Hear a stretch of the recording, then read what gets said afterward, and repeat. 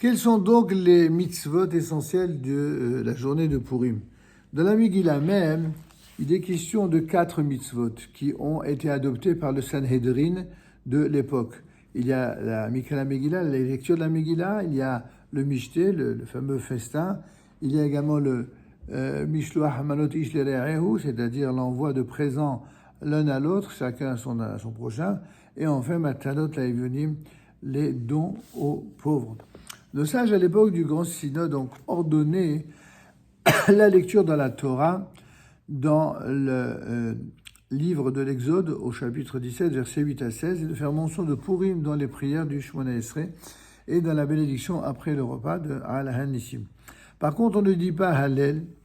La lecture de la Megillah, nous dit-on, en tient lieu, mais selon une autre explication, on ne peut plus, je dirais, vivante et vraie que jamais.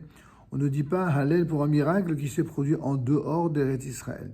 En effet, à la suite de Purim, il y a eu beaucoup de Juifs qui ont été sauvés, mais il n'y a pas un seul Juif qui est monté en Eretz Israël et qui a pu ainsi participer au retour ainsi qu'à la construction du temple. Donc certes, c'est un jour magnifique, heureux, où les Juifs sont vivants et où surtout les ennemis sont tombés, mais pas suffisamment éclatant pour justifier et mériter le Hallel qui, lui, ne peut se faire que pour des grandes fêtes comme Hanouka ou Yom HaTzmaut, c'est-à-dire lorsque le peuple juif majoritairement revient sur la terre d'Israël. Pourtant, objet de la Gemara dans Megillah, en 14a, on dit malgré tout le Hallel le soir de Pessah, alors que les miracles de la sortie d'Égypte ont eu lieu en Chutz La'aretz. À quoi on répond? Tant que le peuple d'Israël n'était pas entré en terre promise, alors le cantique du Hallel pouvait être entonné absolument partout à l'occasion de miracles. Mais une fois qu'ils furent installés en Eretz Israël, alors seul le pays de la terre d'Israël a ce privilège. On a indiqué une troisième raison, et il y est dit dans le Hallel, glorifier, serviteur de l'Éternel, glorifier le nom de l'Éternel. Alléluia, Alléluia, Avde Adonai, Alléluia, Shem Adonai. Or, à Purim, bien que nous avons été sauvés d'un terrible danger, nous n'avons pas recouvré notre indépendance, nous sommes restés assujettis au roi des Perses. Voilà la raison supplémentaire qui vient couvrir les raisons précédentes. Toutes les mitzvot instituées par nos sages à l'occasion de Purim s'appliquent dans les villes ouvertes, celles qu'on appelle ouvertes, c'est-à-dire le 14 Adar dans les villes fortifiées et le 15 de ce mois.